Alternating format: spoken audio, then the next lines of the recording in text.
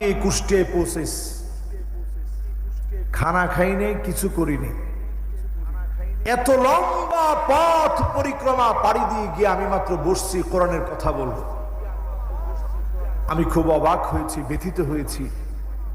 হঠাৎ করেই দেখি সেখানে এক চেয়ারম্যান, নাম বিল্লাল চেয়ারম্যান। সে সাবেক চেয়ারম্যান ছিল ৭ নং হোগলবাড়িয়া ইউনিয়ন পরিষদ, দৌলতপুর। সেই চেয়ারম্যান হাত মাইকের মধ্যে লাগায় উচ্চ কণ্ঠে বলতেছে, আমাকে বলতে দে। একজন আলেম বলতেছে, চেয়ারম্যান সাহেব আল্লাহর রাস্তে মাফ করেন, আপনার বলা দরকার নেই, বললে ঝামেলা হতে পারে। সেই চেয়ারম্যান দাঁড়ায় অকথ্য ভাষায় কথা বলার পরে মাঝখান থেকে একজন শ্রোতা দাঁড়ায় বলল, এতক্ষণ যে হুজুর ওয়াজ করছে উনি তো কোরআন হাদিসের কথাই বলছে।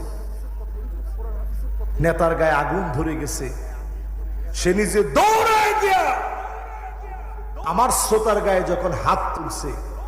এখানে যারাই আপনারা কোরআনের কথা শুনতে আসছেন, বয়সে আমার বাবা তুল্য হলেও এই মুহূর্তে আমি সবাইকে মনে করতেছি যে আমার পরম স্নেহের লালিত সন্তান যেমন আদরের, আপনাদেরকে আদর ভালোবাসা দিয়ে যদি একটু বুঝাইতে পারি, আমার শ্রোতার গায়ে কেউ হাত তুলবে, ওই হাত আমি সহ্য করতে পারবো না, ঠিক কিনা বলে?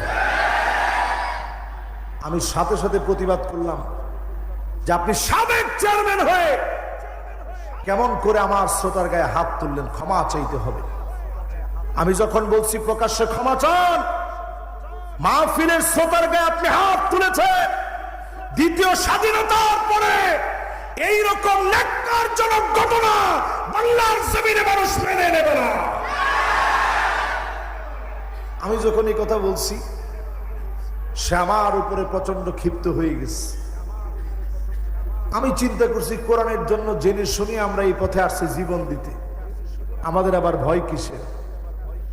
সে যখন একটু হুমকি দামকি দিচ্ছে, আমি বসা ছিলাম।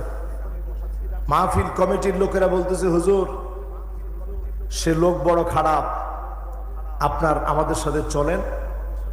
আমাকে একটা বাড়িতে নিয়ে বসাইছে, সেইখানে হামলা করার জন্য যখন উদ্ধত্তপূর্ণ আচরণ করছে, সেই আচরণের পরে আমি বাধ্য হয়ে লোকেরা আমাকে গাড়িতে উঠাই দিয়ে অনেকটা বিদায় দিয়ে দিয়েছে।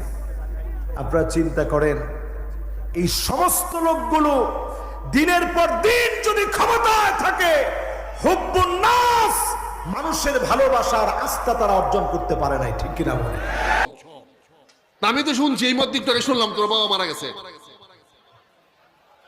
বাইরে দেখো মারা যায়নি, যাচাই করলে তো আমরা যাচাই করবো না গিয়া।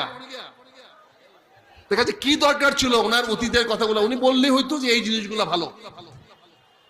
বিষয়টা ছিল, আজকের বিষয় ছিল কি দেখেন, তাফসিরুল কুরআন মাহফিল। কাজে আজকে আমরা শুনতে চাই কোরআনের তাফসীর। সুযোগ নাই, বিশেষ করে এখানে বসে তো মিথ্যা কথা বলাই যাবে না। মিথ্যা কথা বলা যে হারাম, এটা তো আলেমরা জানছে হাদিস থেকে। তো জানার পরেও যদি আপনাদেরকে এখানে মিথ্যা কথা বলে, এটা তো সঠিক হলো না। তো রাসূল আকরাম সাল্লাল্লাহু আলাইহি সাল্লাম বলেন যে এই ব্যক্তিকে কিয়ামতের ময়দানে টেনে জাহান্নামে নিক্ষেপ করার পর তার পেটের নারী বুড়িগুলা বের হয়ে যাবে। 27শে রজব মেরাজ, এটা নিশ্চিত করে বলা যাবে না। অতএব ওই দিনকে কেন্দ্র করে এইটা করা, মসজিদে সেটা করা, ওই আয়োজন করা, এগুলা করার কোনো সুরত নাই, কোনো আপনার সুযোগ নাই। সালাতু মিরাজুল মুমিনিন, এটা রাসূল সাল্লাল্লাহু আলাইহি সাল্লামের বক্তব্য না, এটা মাথায় রাখবেন।